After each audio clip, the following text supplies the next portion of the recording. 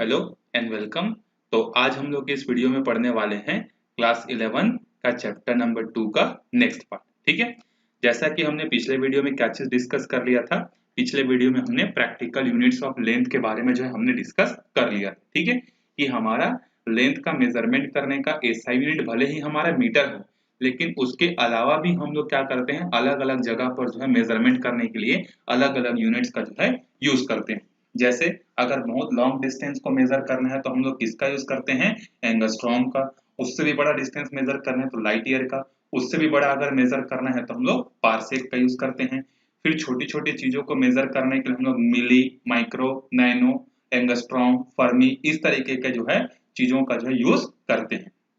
ठीक है, थोड़ा सा जो है क्या हो गया कि जैसे मैंने आपको 7 जो है मेजर जो हमारे क्या थे, 7 मेजर एसआई यूनिट जो थे उसके मैंने आपको डेफिनेशन बता दिए थे। 1 KG, 1 metre, 1 litre, sorry 1 ampere, 1 candela, इन सब के बारे में जो है मैंने क्या किया था आपको बता दिया था। ठीक है, उसमें क्या हुआ था, दो सब्सिडियरीज एंगल के जो डेफिनेशंस थे वो क्या हो गए थे, छूट गए थे। ठीक है, जिसको मैं नेक्स्ट वीडियो में कराऊंगा बोला था, लेकिन क्या हो गया था, भूल गया था। ठीक है, तो अभी हम लोग उन दोनों डेफिनेशंस को देख लेते हैं, फिर हम लोग क्या करेंगे, कुछ और प्रैक्टिकल यूनिट्स को जो है हम लोग डिस्कस करेंगे। ठीक है, तो हमारा जो सब्सिडियरी में सबसे पहला जो क्वांटिटी था वो कौन सा था, प्लेन एंगल था। याद है आपको, प्लेन एंगल। ठीक है, और प्लेन एंगल जो था इसका मैंने आपको यूनिट बताया था। इसका यूनिट क्या होता है, इसका यूनिट होता है रेडियन होता है। ठीक है, प्लेन एंगल का यूनिट क्या होता है, रेडियन होता है। ठीक है, अब हम लोग आगे देखते हैं, एक रेडियन हम लोग किसको बोलते हैं। ठीक है, क्या है, 1 रेडियन का डेफिनेशन क्या होता है। ठीक है, मान लो आप क्या किए, एक यूनिट रेडियस का जो है आपने सर्कल बनाया। यूनिट रेडियस का मतलब क्या होता है, 1 सेंटीमीटर, 1 मीटर, कुछ भी जो है, लेकिन वो कितना होगा, 1 होगा। उसको लेकर आपने क्या किया, एक जो है सर्कल बनाया, और ये जो O है और ये जो A है, ये यूनिट रेडियस से बना हुआ क्या है, एक सर्कल है, और OA इस सर्कल का रेडियस है, और इसका लेंथ कितना है, 1 यूनिट। ठीक है, अगर ये जो OA का जितना डिस्टेंस है, अगर उतना ही डिस्टेंस आप इसके सरकमफेरेंस में चलते हो, ठीक है, ये डिस्टेंस कितना है, 1 यूनिट, इतना ही डिस्टेंस अगर आप इसके सरकमफेरेंस में जाते हो, तो सरकमफेरेंस में आप कहां पर पहुंच गए, मान लो B पॉइंट पर, और A से लेके B तक का जो डिस्टेंस है वही डिस्टेंस O से लेके A तक का है। तो जब आप A से B तक इसके लेंथ के बराबर डिस्टेंस चले जाओगे, तो इस सेंटर के साथ जो एंगल बनेगा, इसी को हम लोग क्या बोलते हैं, 1 रेडियन बोलते हैं। समझ में आ गया। सो 1 रेडियन का डेफिनेशन क्या होगा, 1 radian is the angle between unit radius and unit arc made angle at a centre. ठीक है, समझ में आ गया। एक रेडियन क्या है, the angle made by unit radius and unit arc to the centre is known as 1 radian. तो अगर आप नोट करना चाहते हो तो नोट कर लो, मैं एक और बार बता दे रहा हूं। 1 radian angle is the angle which is made by unit radius and unit arc to the circle, center of the circle।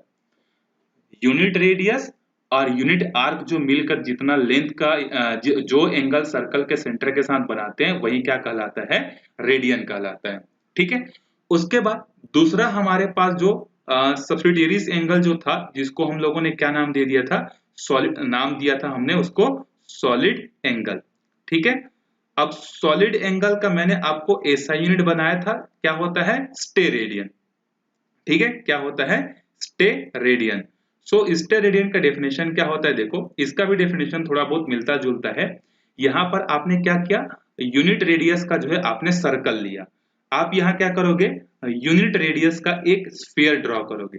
ठीक है, अब आप बोलोगे कि सर ये भी तो सर्कल जैसा ही दिख रहा है, ये भी सर्कल जैसा ही दिख रहा है, तो दोनों में क्या डिफरेंस हुआ, तो भैया दोनों में डिफरेंस है। सर्कल जो होता है वो 2 डायमेंशनल होता है। अभी हम लोग इसके बाद अगला चैप्टर ही पढ़ेंगे, 1 dimensional motion, 2 dimensional motion, 3 dimensional motion करके। ठीक है, तो सर्कल होता है 2D और स्फीयर होता है 3D डायमेंशनल होता है, 3 डायमेंशनल होता है। ठीक है, तो अगर आप एक यूनिट रेडियस का क्या कर रहे हो, लेकर एक स्फीयर बना रहे हो, ठीक है, और अगर कहीं पर आप इसमें से 1 मीटर स्क्वायर का जो है कहीं पर आपने इसमें से एरिया चूज किया, ठीक है, स्फीयर में अपने 1 यूनिट का स्फीयर ड्रॉ किया और उस स्फीयर में से आपने 1 मीटर स्क्वायर का एरिया जो है चूज किया। तो ये एरिया मान लो ये वाला है, ठीक है, ये एरिया कितना है 1 मीटर स्क्वायर। तो ये 1 मीटर स्क्वायर का जो एरिया है वो स्फीयर के सेंटर के साथ जो एंगल बनाएगा वो एंगल क्या कहलाता है 1 स्टेरेडियन, ठीक है। सो 1 स्टेरेडियन क्या है, the angle subtended by 1 metre square area to the centre of the sphere and the radius of the sphere is 1 unit. समझ में आ गया आपको, ठीक है, कि 1 मीटर स्क्वायर का एरिया यूनिट रेडियस वाले स्फीयर के सेंटर के साथ जो भी एंगल बनाता है वो कहलाता है 1 स्टेरेडियन। क्लियर हो गया आपको? चलो अब आते हैं हम लोग अपने आज के टॉपिक पर, ठीक है। सो कुछ और प्रैक्टिकल जो है हम लोग क्या करते हैं, यूनिट्स जो है हम लोग देखते हैं, ठीक है। लेंथ से ही रिलेटेड हम लोग देखते हैं, जैसे एरिया हो गया, ठीक है। एरिया जो होता है वो कौन सी क्वांटिटी होती है, वो एक डिराइव्ड क्वांटिटी होती है, ठीक है। हमने फंडामेंटल क्वांटिटीज और डिराइव्ड क्वांटिटीज दोनों चीजें हमने डिस्कस की थी कि नहीं, ठीक है। तो हम लोग यहाँ पर देखेंगे कि एरिया कौन सी क्वांटिटी होती है।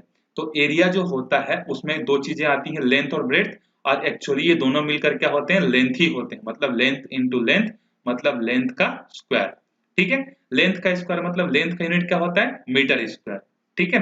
तो एरिया का एसआई एरिया का जो है फंडामेंटल डिराइव्ड यूनिट्स क्या हो गया, मीटर स्क्वायर, इसका यूनिट क्या होता है, मीटर स्क्वायर।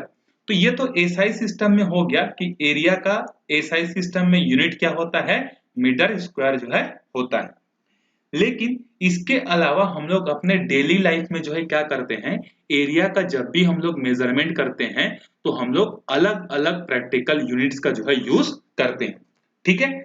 जैसे कि आप इंडिया में ही चले जाओ तो कहीं पर जो है खेत को नापने के लिए जो है क्या बोलते हैं, बहाल का यूज करते हैं, कहीं पर जो है क्या करते हैं, बीघा का यूज करते हैं, कहीं पर जो है बही का यूज करते हैं।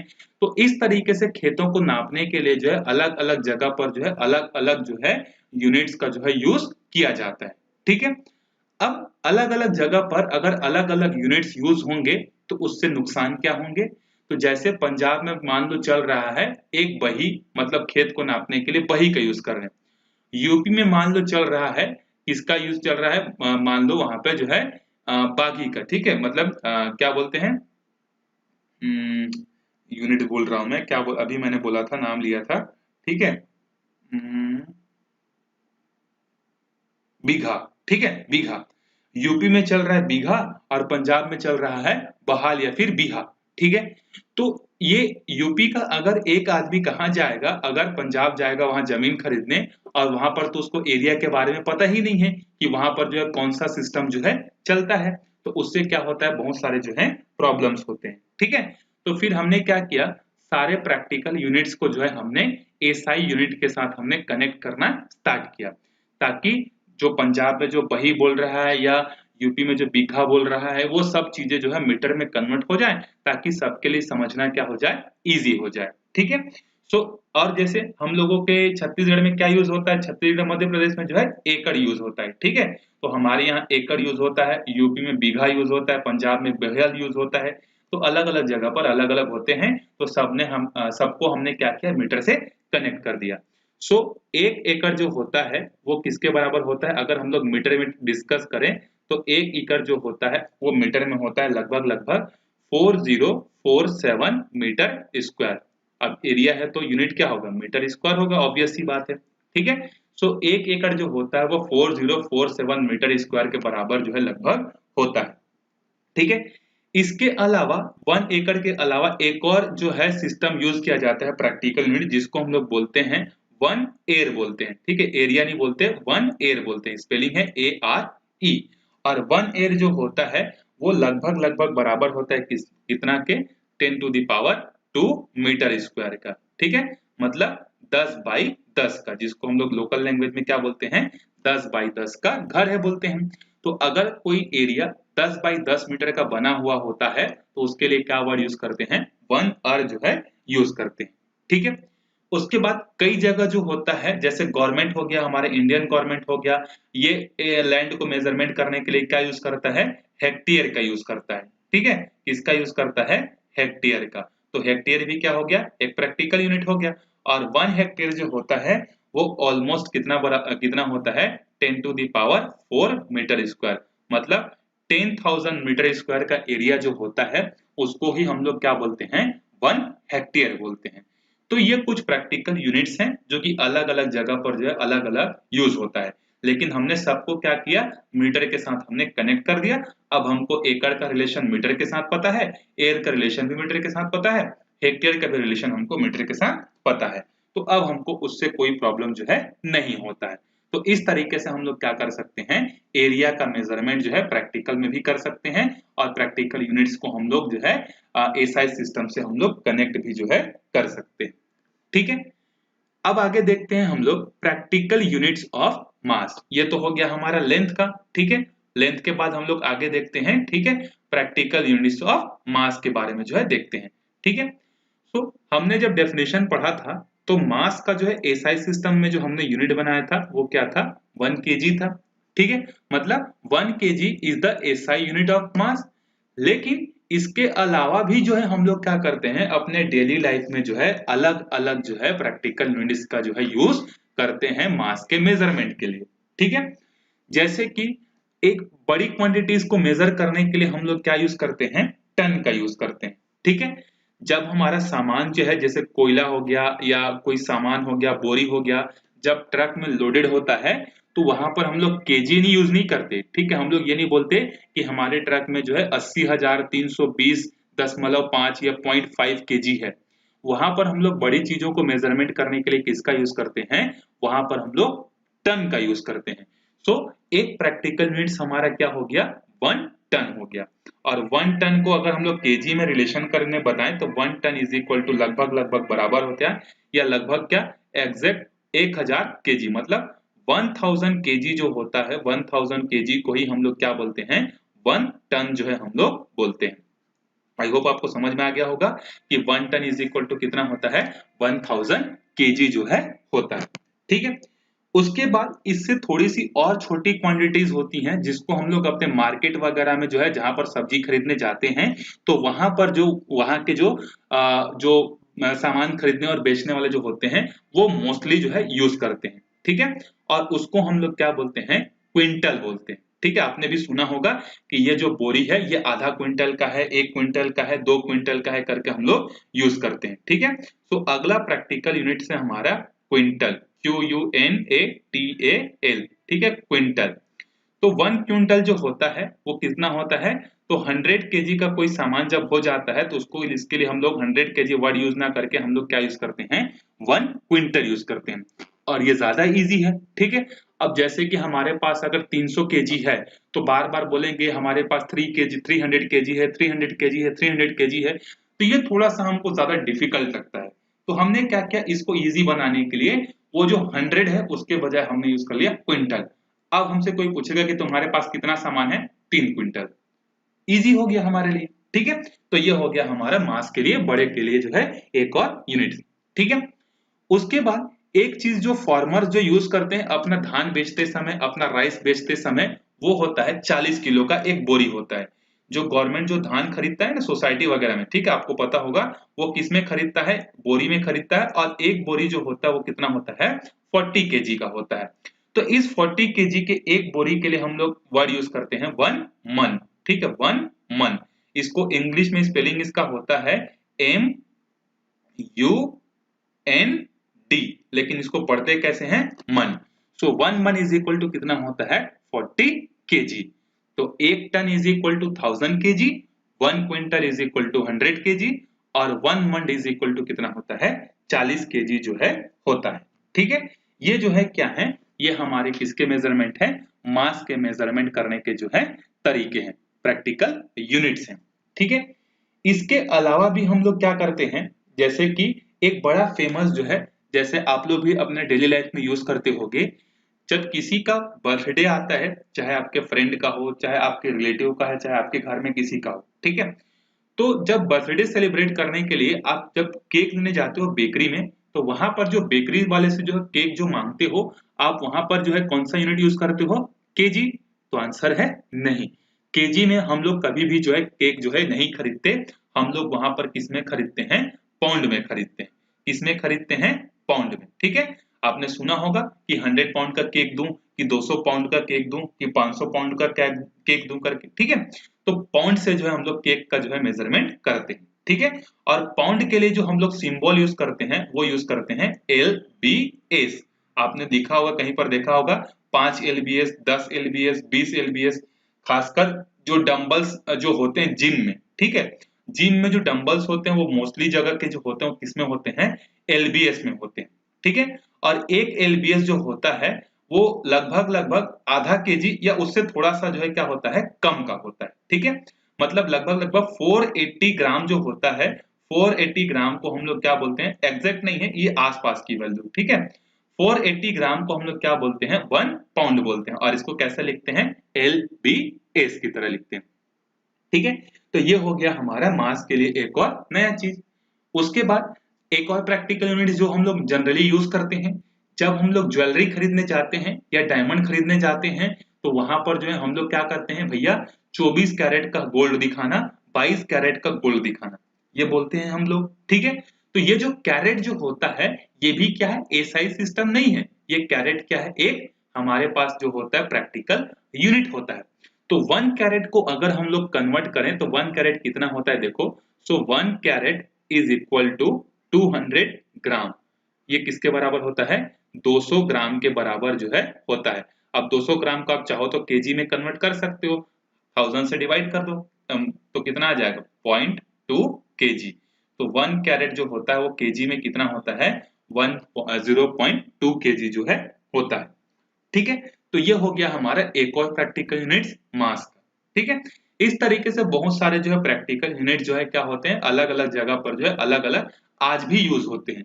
जैसे ब्रिटेन में जो पाउंड वाला जो सिस्टम है वो आज भी यूज होता है। ठीक है, हमारे यहाँ भी बहुत जगह चलता है क्योंकि हम तो सबके कल्चर को अडॉप्ट किए हुए हैं। ठीक है, केक लेने जाते हैं तो LBS में चलता है, कोयला लेने जाते हैं तो टन में चलता है, सब्जी खरीदने जाते हैं तो क्विंटल में होता है, ज्वेलरी खरीदने जाते हैं तो कैरेट में खरीदते हैं। ठीक है, तो हम लोग क्या है, सब जो जैसा हमको कंफर्टेबल लगे हम लोग क्या करते हैं, वैसा यूनिट जो है हम लोग इंडिया वाले यूज कर लेते हैं।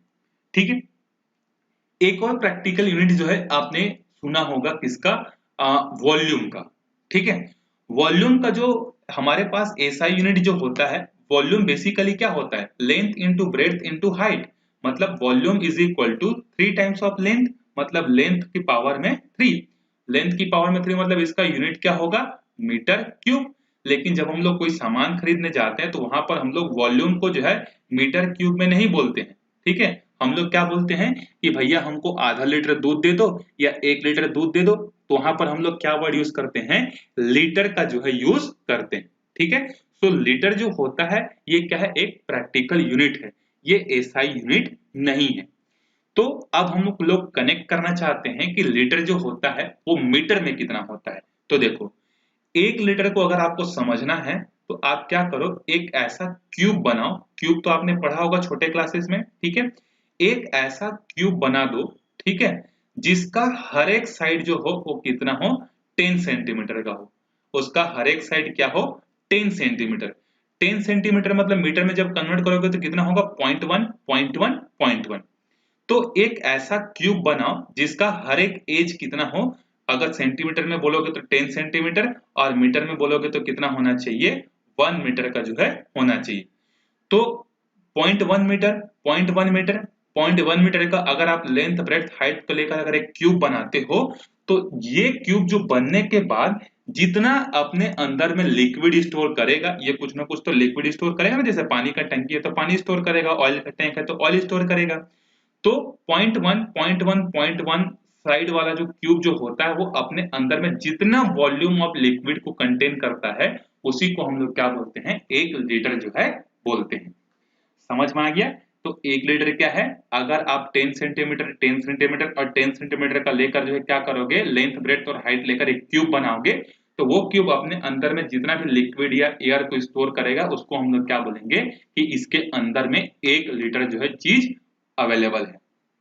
आ गया समझ में? तो 1 लीटर क्या हो गया, अब इसका कन्वर्जन देख लेते हैं कि लीटर को हम लोग मीटर में कैसे कन्वर्ट करेंगे। तो यहां पर देख लो कि 1 लीटर इज इक्वल टू क्या है, 10 सेंटीमीटर 10 सेंटीमीटर और 10 सेंटीमीटर, मतलब अगर मीटर में मैं बोलूं तो 10 सेंटीमीटर मतलब क्या हो जाएगा, 10/1000 करेंगे तो ये कितना हो जाएगा 1/10। मतलब आपको ये देखो सेंटीमीटर को मीटर में कैसे कन्वर्ट करते हैं, तो हमारे पास क्या है 10 सेंटीमीटर है, हम लोग इसको कन्वर्ट किसमें करना चाहते हैं मीटर में, तो 100 से डिवाइड कर देंगे तो कितना हो जाएगा, ये 0 और ये 0 कैंसिल, मतलब सेंटीमीटर मतलब 1/10, तो 1/10 मीटर 1/10 मीटर, ठीक है, और 1/10 मीटर, ये तीनों क्या है कनेक्ट हो रहे हैं, ठीक है। सो यहां से 10 इंटू 10 इंटू 10 कितने हो जाएंगे 1000 हो जाएंगे, और 1 इंटू 1 इंटू 1 कितना होगा 1।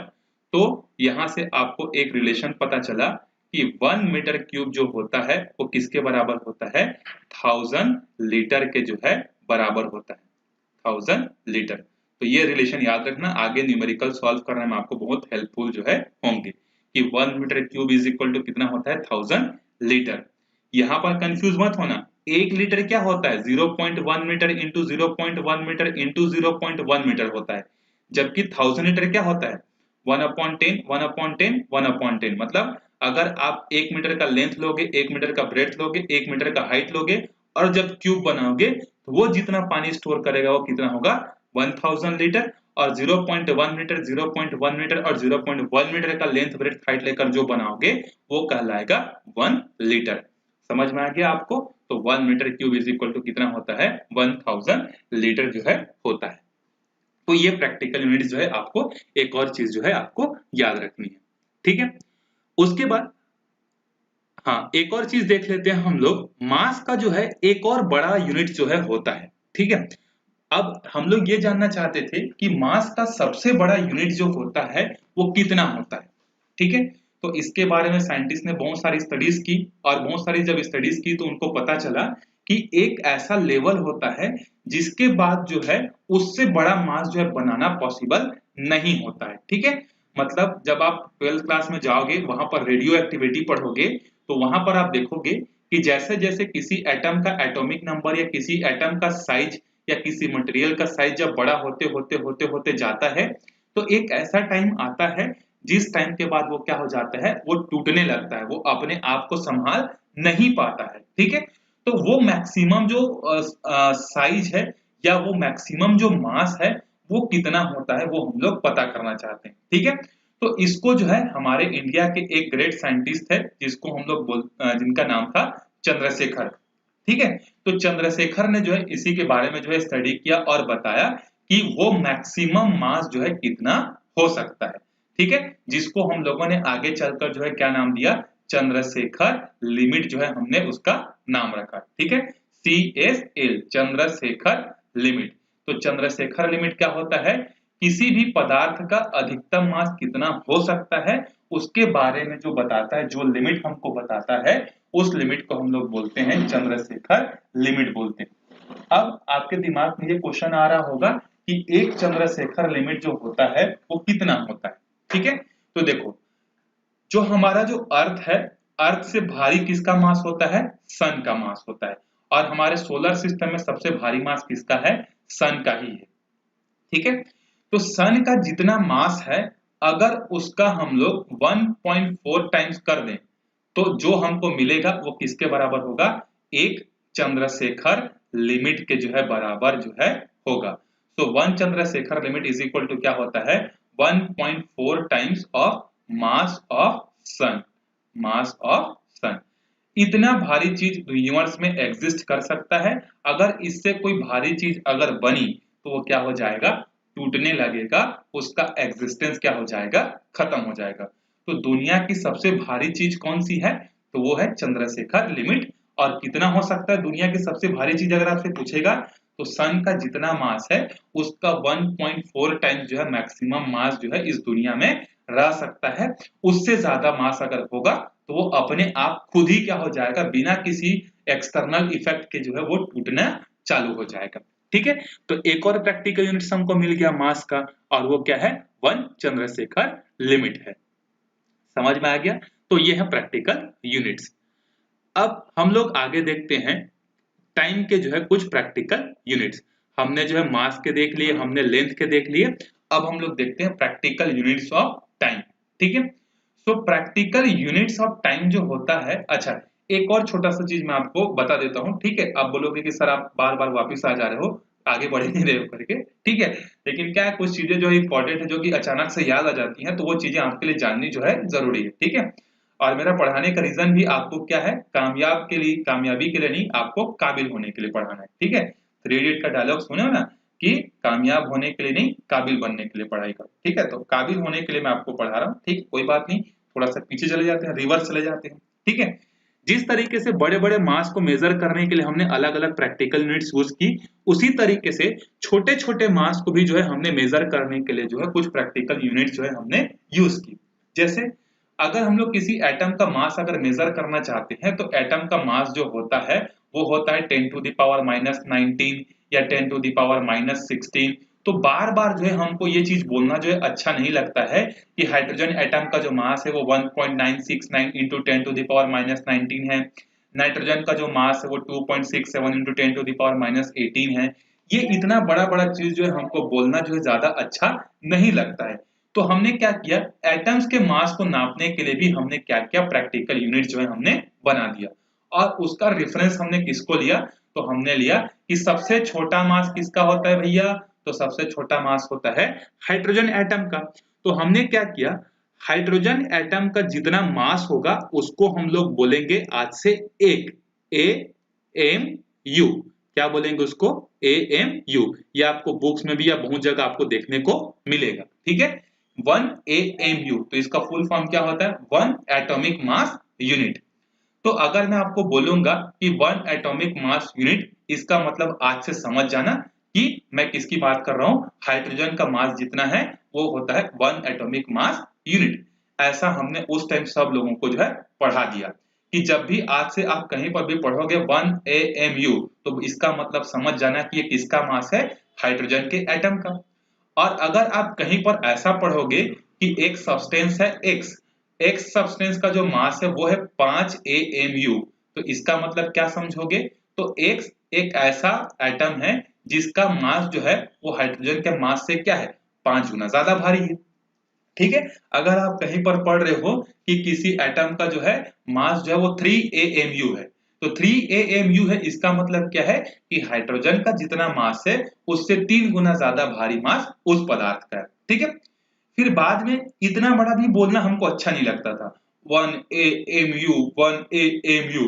तो फिर हमने इसका नाम और छोटा कर दिया, ठीक है। जैसे आपके घर में आपका नाम अगर बहुत बड़ा है तो पहले छोटा होगा, फिर जो होगा उसके बाद क्या होता है, जो ग्रैंड मदर जो होते हैं, ग्रैंड पेरेंट्स जो होते हैं, वो उस नाम को और छोटा कर देते हैं। तो उसी तरीके से बार बार हाइड्रोजन का मास 1 AMU, नाइट्रोजन का मास 2 AMU, ये ऐसा बोलना हमको मजा नहीं आ रहा था, किक नहीं मिल रहा था। तो हमने क्या किया, किक मिलने के लिए जो है ए और एम को हमने काट दिया, और हमने फिर क्या यूज किया, कैपिटल यू ही यूज किया। तो कहीं कहीं आपको देखने को यू भी मिल सकता है और कहीं कहीं जो है AMU भी देखने को मिल सकता है। खासकर केमिस्ट्री में जो है आपको डिफरेंस जो है देखने को मिलेगा। लेकिन हम लोग किसको लेकर पढ़ेंगे, अभी AMU को जो है लेकर पढ़ेंगे। भले ही हमको किक मिले चाहे ना मिले, लेकिन हम लोग इसको लेकर जो है पढ़ेंगे, ठीक है। सो 1 एटॉमिक मास यूनिट क्या है, हाइड्रोजन के एटम का जो मास होता है उसको बोलते हैं 1 एटॉमिक मास यूनिट। अब इसके कंपैरिजन कर करके जो है हमने क्या किया, बाकी सारे एटम्स के जो है मास हमने निकाले, ठीक है। लेकिन बाद में क्या प्रॉब्लम हुआ कि ये जो हाइड्रोजन वाला जो सिस्टम था, ये भी क्या हो गया, हमको जो है उतना अच्छा रिजल्ट जो है नहीं दे रहा था। क्यों नहीं दे रहा था, क्योंकि नेचर में जो हाइड्रोजन है वो बहुत कम एलिमेंट्स के साथ ही क्या करता है, रिएक्शन करता है। तो बाकी सारे कंपाउंड का मास निकालने में जो है हमको क्या हो रहा था, प्रॉब्लम हो रहा था। तो फिर हमने क्या किया, हमने अपने सिस्टम को जो है चेंज कर दिया। अब हमने बोला कि अब हम लोग हाइड्रोजन के मास के रेफरेंस पर जो है बाकी चीजों को नहीं नापेंगे, लेकिन हम लोग अपना प्रिंसिपल यही रखेंगे कि 1 एटॉमिक मास यूनिट किसके बराबर होगा, हाइड्रोजन का जो मास है उसी के बराबर होगा, लेकिन एटम को बदल देंगे, ठीक है। ध्यान से समझना, थोड़ा सा कंफ्यूजिंग हो सकता है। मैंने क्या बोला कि हम लोग अपने मास को नापने के लिए हाइड्रोजन एटम का यूज नहीं करेंगे। अभी तक हम लोग क्या यूज करते थे, हाइड्रोजन एटम। जैसे 5 AMU, इसका मतलब क्या है कि हाइड्रोजन के मास, एटम का जो मास है उससे 5 गुना। 3 AMU मतलब हाइड्रोजन के एटम के मास का 3 गुना। अब ये वाला तरीका यूज नहीं करेंगे, क्यों, क्योंकि हाइड्रोजन जो होता है वो नेचर में बहुत कम चीजों के साथ रिएक्ट करके कंपाउंड बनाता है, लेकिन 1 AMU जो बनेगा वो हाइड्रोजन के एटम के मास के बराबर ही होगा। अब ये कैसे होगा देखो, आपने कार्बन के बारे में सुना है जिसका एटॉमिक नंबर होता है 6 और इसका एटॉमिक मास होता है 12, ठीक है, 12 एटॉमिक मास यूनिट, 12 AMU, ठीक है। वैसे इसके बहुत सारे आइसोटोप्स भी होते हैं, कार्बन 12 होता है, कार्बन 13 होता है, कार्बन 14 भी जो है होता है। तो मैंने अगर बोला आपको कि कार्बन 12 AMU, इसका मतलब क्या है कि ये जो कार्बन 12 है इसका मास कितना है, 12 AMU के बराबर है, मतलब हाइड्रोजन के मास के 12 गुना। अब हमको इसको 12 गुना को 1 में कन्वर्ट करना है, तो हम लोग क्या करेंगे, इसको 12 से जो है डिवाइड कर देंगे, ठीक है। तो हमको क्या मिल जाएगा, 1 AMU। तो आज से हमने क्या किया, 1 AMU का डेफिनेशन हमने कैसे बनाया कि कार्बन 12 जो होगा, कार्बन 12 एक आइसोटोप है कार्बन का, तो कार्बन 12 का हम लोग आइसोटोप लेंगे और इसको 12 से डिवाइड कर देंगे। तो 12 से डिवाइड करेगा तो हमको क्या मिलेगा, अल्टीमेटली हाइड्रोजन का जो मास है वही तो मिलेगा, क्योंकि 12 AMU का शुरुआत में मतलब क्या था, हाइड्रोजन के मास का 12 गुना। अब इसको 12 से डिवाइड कर देंगे तो एक पार्ट मिलेगा, और एक पार्ट किसके बराबर होगा, हाइड्रोजन के एटम के मास के बराबर। अब आप बोलोगे कि सर जब हाइड्रोजन तक ही पहुंचना था तो इतना मेहनत क्यों किए, तो उसका रीजन है हाइड्रोजन जो है बहुत सारे एटम के साथ रिएक्शन नहीं कर रहा था, लेकिन कार्बन जो होता है, दुनिया में जितनी भी चीजें मिलती हैं, चाहे वो लिविंग ऑर्गेनिज्म हो चाहे नॉन लिविंग हो, ऑलमोस्ट सब में क्या होता है, कार्बन जो है प्रेजेंट होता है। तो कार्बन सब में प्रेजेंट होता है तो सबका मास निकालना क्या हो जाता है, इजी हो जाता है, ठीक है। चाहे लकड़ी हो, चाहे कोयला हो, चाहे ह्यूमन बीइंग हो, चाहे एनिमल हो, सब में कार्बन जो है मिलता है, ठीक है। समझ में आ गया। तो 1 एटॉमिक मास यूनिट वेट को हमने चेंज नहीं किया, हमने एटम को बस बदल दिया, हाइड्रोजन की जगह हमने क्या यूज कर दिया, कार्बन यूज कर दिया। आई होप आपको समझ में आ गया होगा, ठीक है। चलो अब फाइनली हम लोग वापिस नहीं आएंगे, अब आगे बढ़ेंगे, ठीक है। अब आप बोलोगे कि सर बार बार वापिस आ जाते हो करके, ठीक है। कहाँ गया अपना टाइम, कहाँ गया, हाँ, मेजरमेंट ऑफ टाइम, मतलब प्रैक्टिकल यूनिट्स ऑफ टाइम के बारे में जो है हमको पढ़ना है, ठीक है।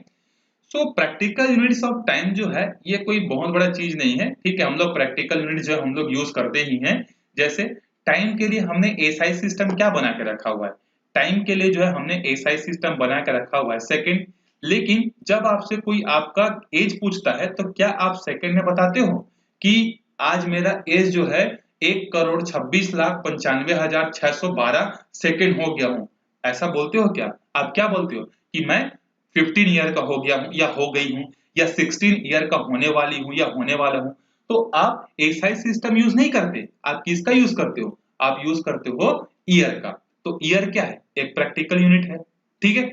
जैसे अभी मैं पूछूं कि अभी जो है सुबह सन निकला था और शाम को डूब गया, कितने टाइम में डूबा, तो आप बोलोगे 12 घंटे में डूबा। अब आप यहाँ पर ईयर तो नहीं बोलोगे, कि ईयर बोलोगे कि 1 साल में डूबा सन, ऐसा तो नहीं है, ठीक है। तो यहाँ पर हमने क्या यूज किया, आवर का यूज किया, ठीक है। उसके बाद मैंने आपसे क्वेश्चन पूछा कि आज सुबह जो है सन निकला है, कल फिर सुबह जब मतलब ये सन जो है कितने टाइम बाद वापिस आएगा, मतलब मैंने आपसे पूछा कि अभी सन निकल रहा है, सुबह हुई है, फिर ऐसा नजारा देखने को हमको कब मिलेगा, तो आप बोलोगे कि सर अगले दिन मिलेगा, एक दिन बाद मिलेगा। तो आपने क्या वर्ड यूज किया, 1 डे यूज किया। तो डे क्या है यहाँ पर, एक प्रैक्टिकल यूनिट्स है, ठीक है। तो सेकंड भले ही हमारा एसआई है, लेकिन इसके अलावा भी प्रैक्टिकल यूनिट्स होता है। जैसे हमारा एग्जाम जो होता है कितने घंटे का होता है, मैं पूछूंगा अगर आपसे कि आपका बोर्ड एग्जाम कितने टाइम का हुआ, तो आप बोलोगे कि सर 3 आवर्स का हुआ। तो क्या आवर एसआई यूनिट है, नहीं है, लेकिन ये प्रैक्टिकल यूनिट्स है, ठीक है। उसके बाद आपने डे यूज किया, तो बहुत सारे आवर्स मिलकर क्या बनाते हैं, डे बनाते हैं। बहुत सारे डेज मिलकर क्या बनाते हैं, वीक बनाते हैं। बहुत सारे वीक्स मिलकर क्या बनाते हैं, मंथ बनाते हैं। बहुत सारे मंथ मिलकर क्या बनाते हैं, ईयर बनाते हैं। और जब 10 ईयर हो जाता है तो उसको हम लोग क्या बोलते हैं, डिकेड बोलते हैं। और जब 100 ईयर हो जाता है तो उसको हम लोग क्या बोलते हैं, सेंचुरी बोलते हैं, ठीक है। तो ये सब हमारे क्या है, प्रैक्टिकल यूनिट्स हैं, जहां पर हमको जैसा सुटेबल होता है। जैसे हमको हमारा एज अगर बताना है तो हम लोग क्या बोलते हैं, इतने साल का है। अगर हम लोग बोलते हैं कि हमारे मोबाइल में रिचार्ज कितना बचा हुआ है, तो हम लोग बोलते हैं इतने दिन का बचा हुआ है। हम लोग बोलते हैं कि हमारा एग्जाम कितने टाइम का है, हम लोग आवर का यूज करते हैं। ठीक है। तो इस तरीके से जहां पर हमको जैसा कंफर्टेबल फील होता है वहां पर हम लोग वैसा यूनिट जो है हम लोग अप्लाई कर देते हैं। समझ में आ गया होगा आपको, ठीक है। इससे पहले जब हमारा सेकेंड वाला टाइम नहीं बना था तो लोग क्या यूज करते थे, रेत का यूज करते थे। आपने देखा होगा कि घरों में जो है इस तरीके का जो है एक जो है सिस्टम जो है बना हुआ रहता था, ऊपर और नीचे में जो है रेत भरा हुआ होता था, ठीक है। जब ये रेत ये पूरा भरा हुआ होता है, जब यहाँ का पूरा रेत खाली होकर यहाँ चले जाता था तो लोग उसको क्या मानते थे, एक दिन हो गया करके, ठीक है। फिर ये इसको उल्टा कर देते थे तो फिर अगले दिन फिर ये रेत गिरता था, तो लोग जो है उस समय टाइम का पता लगाने के लिए जो है इस तरीके का जो है यूज करते थे, ठीक है। तो ये हो गए टाइम के प्रैक्टिकल यूनिट्स। टाइम का सबसे छोटा यूनिट जो होता है, जो कि सेकंड से भी छोटा होता है, उसको हम लोग बोलते हैं वन स्टैक बोलते हैं, ठीक है, वन सेक बोलते हैं, ठीक है, वन एस टी ए के ई। अब इसको स्टेक रीड नहीं करेंगे, इसको हम लोग पढ़ेंगे वन सेक बोलेंगे, मतलब हिलाने वाला, एस एच ए के ई, हिलना, ठीक है। So one sec is equal to कितना होता है, 10⁻⁻8 सेकेंड। मतलब एक सेकेंड का देख लो, ठीक है। जब 10 करोड़ टुकड़े करोगे उसके तो उसका एक पार्ट जो होता है उसको हम लोग क्या बोलते हैं, वन स्टेक जो है हम लोग इसको बोलते हैं, वन सेक जो हम लोग इसको बोलते हैं, ठीक है। और वैसे भी मैंने आपको एक सेकेंड का डेफिनेशन जब पढ़ा रहा था तो मैंने वहां पर बता दिया था कि सीजियम एटम जो होता है उसमें जो हाइपरफाइन लेवल के बीच में वो एटम कितने बार ऊपर नीचे हो जाता है। तो आपको याद है मैंने आपको बताया था 9 अरब जो है 19 करोड़ 26 लाख 31,770 ऐसा ऐसा कुछ समथिंग क्वांटिटी मैंने आपको बताई थी कि 9 अरब 19 करोड़ 26 लाख 31,000 समथिंग, याद नहीं मेरे को, ठीक है। तो इस तरीके का जो है हम लोग पहले टाइम का जो है यूज करते थे। तो जब फिर हमारे जब हमने क्या किया, स्टैंडर्ड यूनिट जब बनाया सेकेंड, तो सेकेंड को हमने डिफाइन कर दिया कि जब सीजियम एटम के अंदर में कोई इलेक्ट्रॉन क्या करेगा, दो हाइपरफाइन लेवल के बीच में 9 अरब 19 करोड़ क्या बोलते हैं 26 लाख 31,770 टाइम्स जब वो अप डाउन कर लेगा, हाइपरफाइन लेवल में जो है ऑसिलेशन कर लेगा, तो जितना टाइम बीतेगा उसको हम लोग क्या बोलेंगे, उसको हम लोग बोलेंगे वन सेकेंड।